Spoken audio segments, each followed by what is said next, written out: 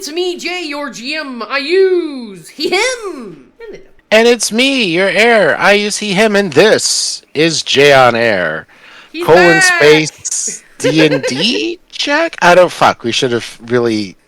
Yeah, we really should settle on, like, series names for all these fucking random ideas we have so we can codify them into some sort of thing, but no. We're talking about Dungeons and Dragons! And other games. And other games. Specifically, we had a discussion the other day, or I've had a couple of discussions across the last few weeks, and that is that at different levels, D&D is kind of many different games. And so, like, obviously we all understand that, like, play at levels 1 to 3 is very different than play at level 5 to 10. That really early, high lethality, extremely low resources play, where you have, 6 spells total to your name at level 3, where you have 3 spells total to your name at, like, 1 in, at level 1. Enemies who crit you can just one-shot you out of nowhere. And then suddenly at 4th, 5th level, it transitions to this sort of heroic fantasy, high fantasy sort of game where feats come online. You're able to punch way above your weight class. You have a ton of hit points, so the chance of getting one shot, like truly one shot, is completely gone effectively. I mean, at level 3, you have like 30 hit points, so it takes 60 damage to take you out. So it's very unlikely you ever get one shot again after level 3, and really, honestly, after level 2. So it just becomes a very different kind of game. And that's weird. That's weird. Because my recent hyperfixation has been deep diving into a lot of the history of D&D and tabletop role-playing games in general. So I've been reading about, like, original D&D and how it split off into advanced D&D and then second edition advanced Dungeons and Dragons, and then you had the basic set and the expert set, and those were like BX, and they re-released those, and then they added champion and master and immortal onto it, and like you can actually see that even as far back as at least the BECME version of the basic set of Dungeons and Dragons, they had that arc of, starting small and being kind of dungeon crawling, rat catching nobodies, all the way up to becoming, this mythic tier of play where you're some mortal demigod. Suddenly at 9th level, you're starting to see players able to do things that, like, break down a lot of your basic dramatic tools. Distance to a location, inability to communicate easily, lack of information. You suddenly have scrying, you suddenly have sending, you suddenly have teleportation circle, all these tools to just shortcut narrative stakes. And so I think one of the things that DMs often struggle with is when the game shifts. And maybe they were enjoying one kind of game. Maybe they were enjoying that 1 to 3 kind of dungeon crawler, high lethality OSR type experience.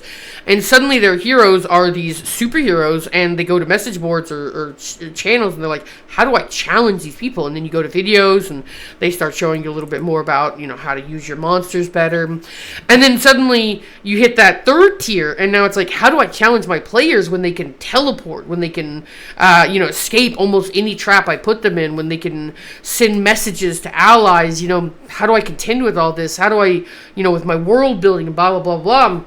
Like, it is a really hard part of running D&D that you are constantly having the ground shift under you in ways that really make it difficult to run, like in ways that make it difficult to be a GM for D&D, because like what works for dramatic stakes at level 5, at level 6, no longer works at level 9 and level 10. And what worked at level 1 and 2 suddenly becomes invalid at level 4 and 5, And like at level 1 and 2, you're kind of pulling punches and going light and using a few monsters and getting exciting combats out of it.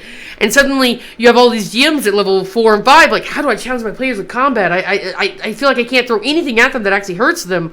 And it's that jump where they suddenly got extra attack and third level spells and all these new tools that just completely render the old paradigm worthless. As experience. Like, as the GM, you're not building experience across play. You're building experience in 3 different games. So, like, you're learning how to run low-level play, and then you're learning how to run mid-level play, and then you're learning how to run epic-level play, and you start from scratch each time. It's really interesting, and I think it, is the heart of a lot of frustrations that GMs have with D&D. And it's not something that's inevitable. Like, if you look at a game like Draw Steel, I would say that reading through Draw Steel, I haven't played every level of Draw Steel, so, this may not bear out across my years of play or whatever, but reading through Draw Steel, it seems to me like there is no sudden switch in Draw Steel where you suddenly go from superheroes to demigods. You get a pseudo plane shift on the barbarian class at around level 5 or so, but it's not really plane shift because it doesn't just teleport you anywhere you want to go. It opens up a rift to a part of another plane and lets you store stuff there. So it's more like Mordenkainen's Magnificent Mansion flavored via planar travel. And there is a Void Mage who suddenly gets a teleport, but only to places they've been before, and it takes several hours to open a rift.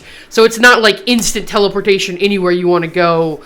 Like, as you play Draw Steel, since it's always the same game, you're building experience running Draw Steel, right? But yeah, it at least from everything they've said about their design philosophy and everything I've seen so far, your characters are getting options that are more impactful, but they're definitely still hemmed within.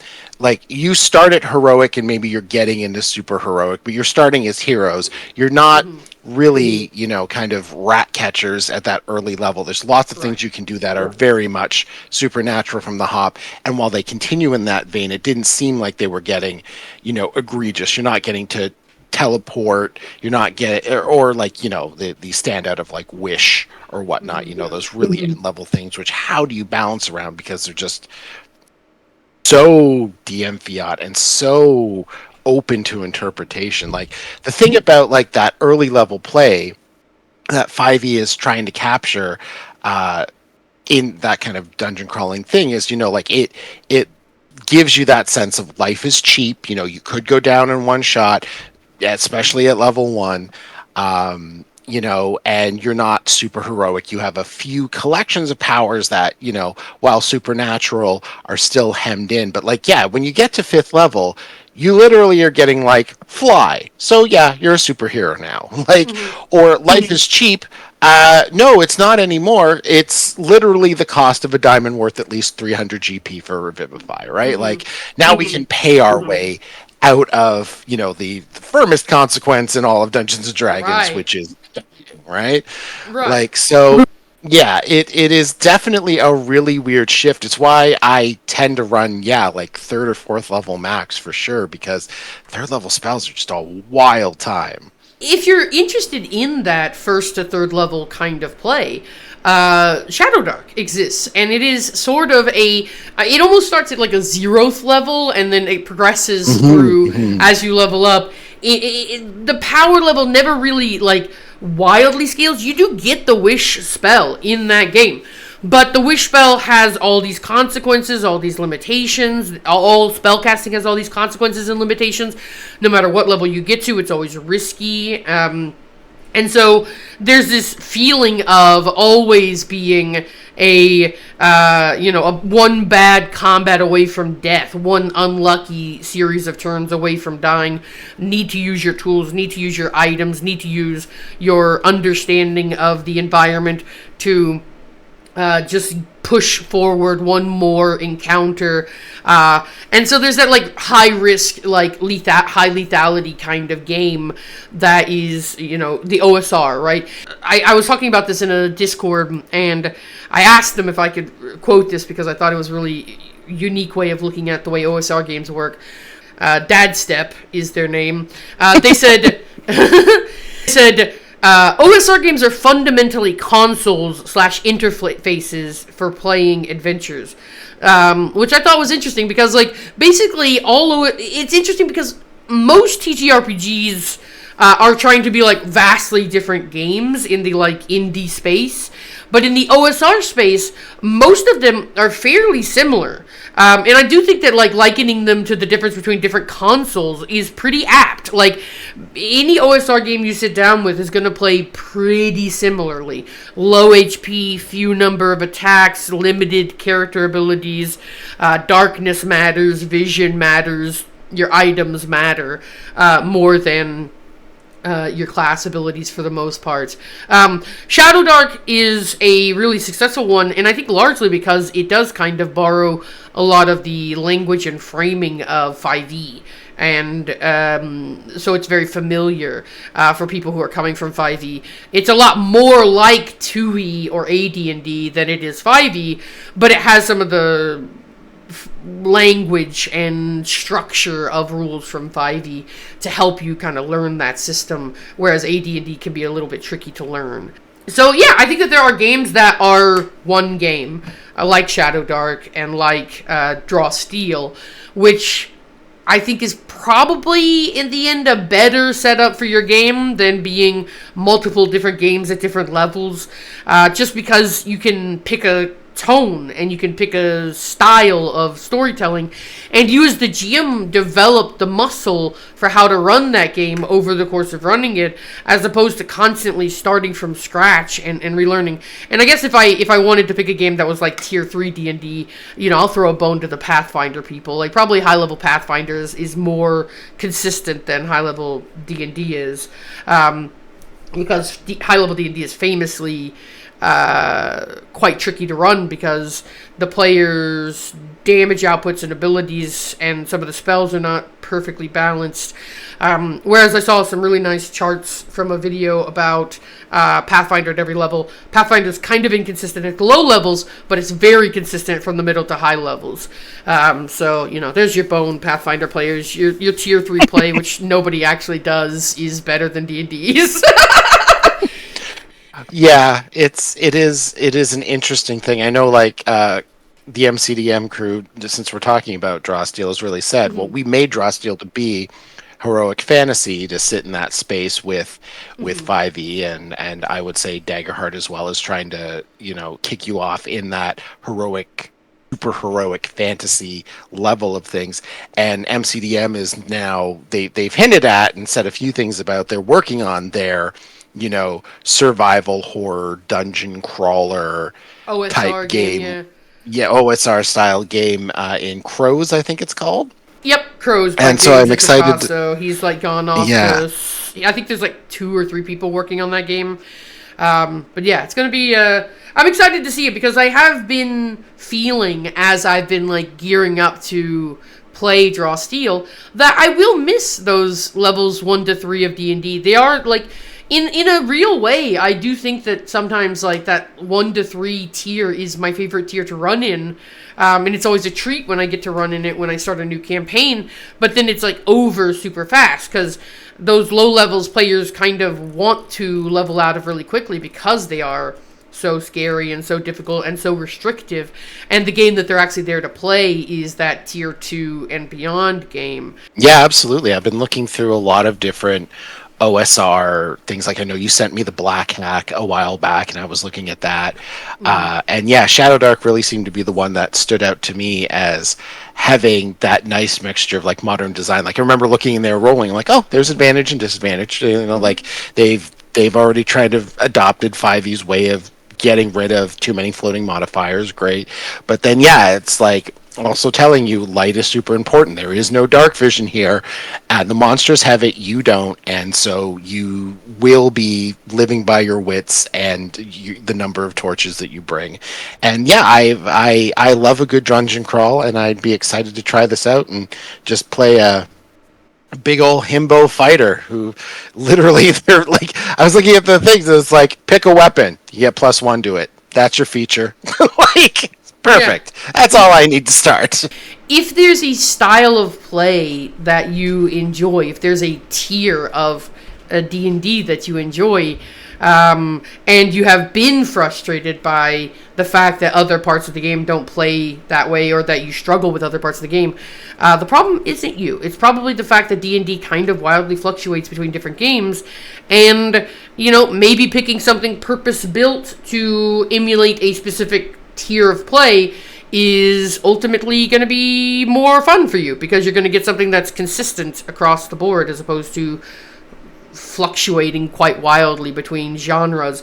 I certainly have felt many times, please get me off Mr. Watsy's wild ride.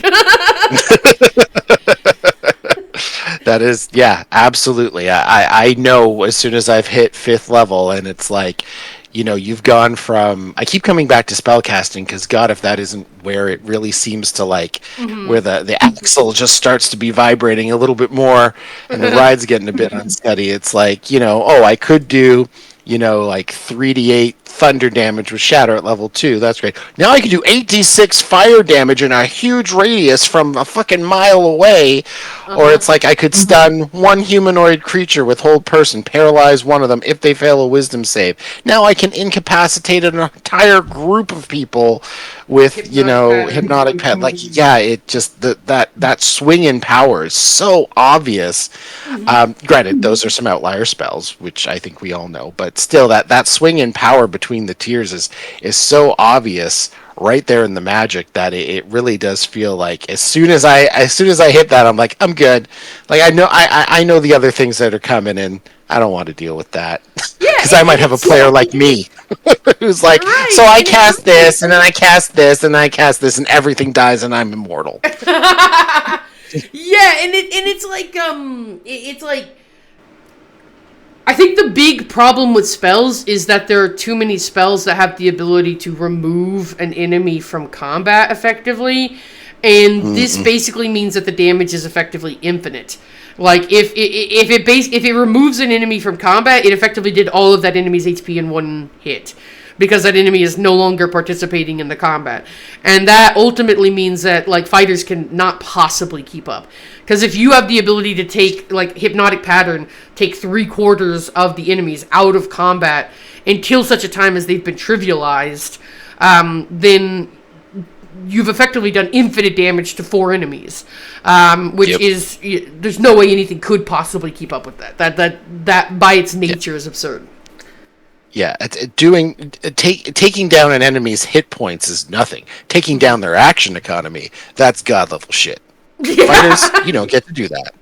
I had this thought the last couple weeks, and I've been mulling it over, and it seemed like an interesting thought to me, and the conversations we've had over have been pretty interesting, so I thought we'd bring it up here on the channel. And if you've noticed something similar, feel free to drop your comments below. If you have a particular favorite game that you feel matches a certain tier of play particularly well, let us know below. Thank you so much for joining us. As always, goodbye.